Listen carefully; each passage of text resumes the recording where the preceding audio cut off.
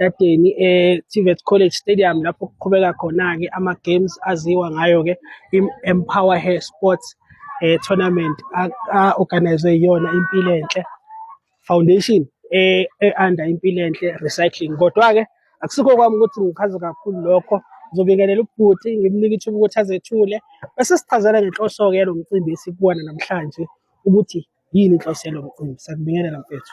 Ngiyabingelela, siyabonga ukuba khona ohlelweni. Sicela uzethule bese usitshela ngalo mcimbi omuhle kangaka esiwubonayo namhlanje. Siyabonga kakhulu. Igama ukugcina kwamakhoba, Managing Director Empilo Enhle Recycling. Umcimbi esikuwona namhlanje ubizwa nge-Empower Her Sports Tournament, okuyi-tournament esiyenza njalo on Women's Day to promote i-talent labantu besifazane, especially abasebancane, nokuthi sitshengise i-leadership abanayo in sports. So that is the purpose of the event.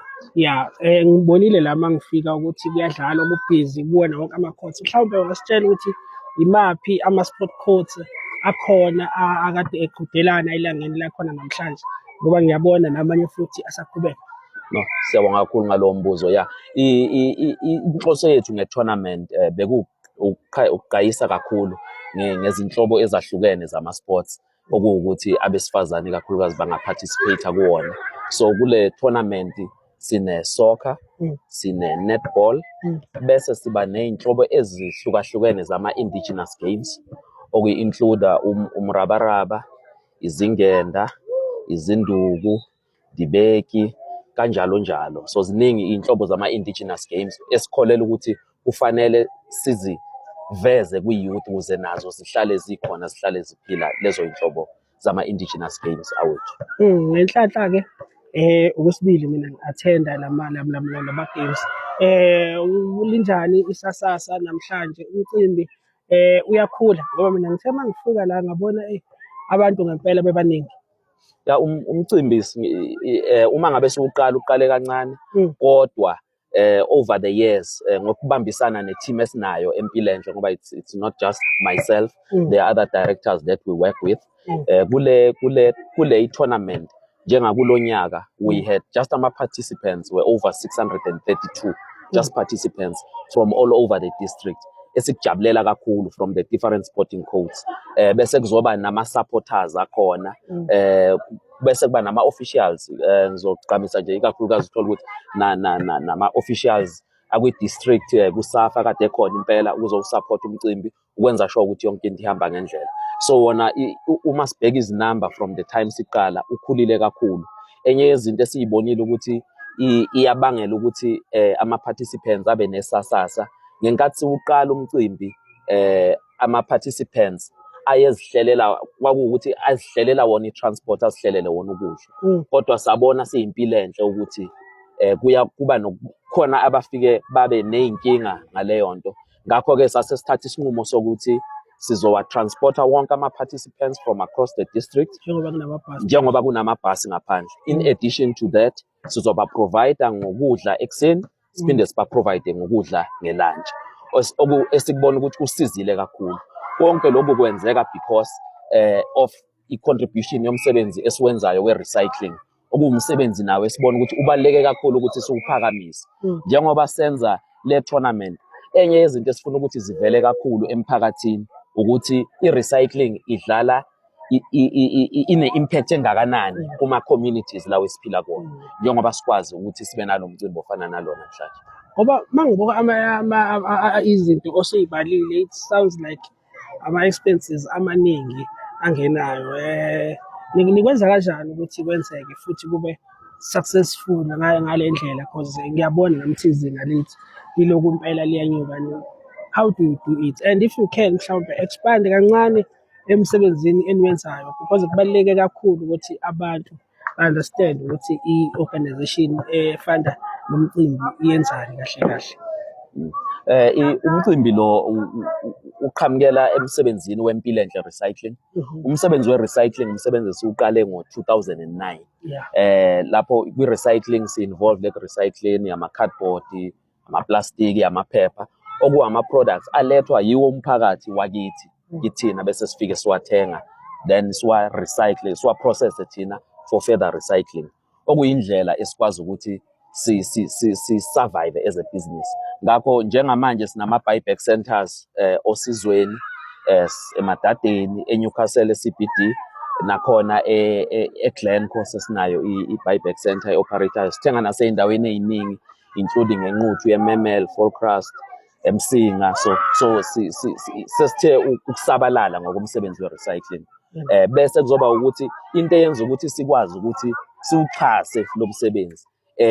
I-team esinayo iwusebenza ngempela le project.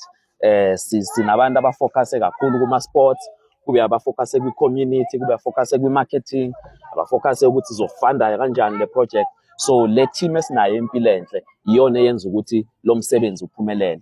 Phezu kwaloko kodwa kube kuthiwa imiphakathi ayisupporti ngokusupport umsebenzi wethu we-recycling, bese ngeke sikwazi ukuthi siphumelele ngale ndlela. Right, siyabonga ukuthi si-understandise i-concept ukuthi isigubhu leso esiphuza ngaso amanzi, iphepha, izona zinto lezi eniy'thathayo ekugcineni bese nikwazi ukuthi nifande. Mina ngenhlanhla ngingafika-ke ngabona laphaya ukuthi kubhizi ngempela. Kodwa-ke okunye ngikubonile lapha ematafuleni kuhle, kuhlobisiwe laphaya, kunemiklomelo ezotholakala. Imi kanjani imiklomelo ezotholakala? Because ngibonile abanye already sebekhithile abanye. Ya, imiklomelo ihlukahlukene. Sinemiklomelo yama-medals for abantu abakuma-indigenous games. Sibe nemiklomelo yama-soccer kit nama-netball kit. I'm sure ubonile kulama teams lawa adlala ama-finals. Sibe nemiklomelo futhi yemali for i-third prize, second prize, ne-first prize. Nama-trophy awinwayo kuwe futhi lo mcimbi. So siyazama ukuthi siwugqugquzelele, futhi eminye yemicimbi esiyiqhenyayo ngayo ukuthi kuma-tournament abantu besifazane siyayiqhenya ukuthi eminye imicimbi emincane etholakala ukuthi ize ibaklomelise ngemali. So enye izinto ezijabulisa kakhulu. Yebo, kodwa siyayiqhenya ukuthi siyakwazi ukuthi sibagqugquzele abantu besifazane ngokuthi nathi sibaklomelise ngayo imali ngoba nabo bayayidinga ukuze ama-teams abo aphumelele. Sengasekugcineni mhlawumbe ngasitshela ukuthi in future singalindelani kuwona lo mncintiswano ngoba ngiyazi makuthiwa annual futhi nangonyaka ozayo futhi kusaqhubeka. Singalindelani in future? Ufisa ukuthi mhlawumbe kwenzakaleni in future? Ya, iqiniso ukuthi umcimbi esifisa ukuwenza unyaka nonyaka njengoba usushilo. Ngakho-ke sifisa ukuthi sikwazi ukuthi njengamanje sikwazi ukuthi silethe abantu around 630 kule tournament. So i-aim yethu ukuthi sikhuphule inamba yama-team aparticipate-ayo, sikhuphule inamba yama-supporters akwazi ukuthi afike azo-attenda lo mcimbi. So i-aim yethu ukuthi siwenze lo mcimbi kule district ube eminye yemicimbi elangazelelwayo ukuthi yenzeke, njengoba yenzeka njalo on Women's Day. Siyibeke ngalolu suku ngenhloso yokuthi sifuna vele ukuthi siqajise ithalente labantu besifazane. Bese okugcina kunabantu abaningi osebenzisana nabo, usuyibalile ne-team yakho. Ngibonile futhi ukuthi akusiwona nje umcimbi ukuthi uvaleleke kwimpilo enhle kuphela, ngibonile namanye ama-stakeholders. So kokugcina ama-stakeholders osebenzisane nawo ngibonile noSafa nabanye nani nabanye abakulekelelile athini amagama akho okugcina sengigoqa mina mayelana nalo mcimbi mhlawumbe ofisa ukusho lokho. Yeah. Ngiyabonga kakhulu ngalelo thuba ngoba ngaphandle kwawo wonke lama-stakeholders bese ngeke siphumelele. Okokuqala yiko ukubonga i-team yaseMpilo Enhle okuyiyona eyenze ukuthi sihlangane siwenze lo msebenzi, sisebenze as a team. Okwesibili kuzoba i-community yase Newcastle, yasosizweni neMadadeni na yonke i-district okuyibona kube kuthiwa abawalethi lama-recyclable materials ebhizinisini lethu ngaba sikwazi ukuthi siwusupporte lo mcimbi. Sibonge ama-team onke aparticipated kuwo wonke ama-sporting codes ngoba ngaphandle kwawo ngabe lo mcimbi awuzange ube ile success obeyiwona.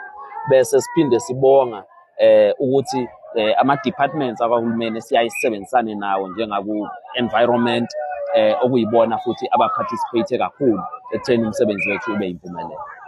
Okay, no, why? Siyabonga kakhulu futhi. Alright.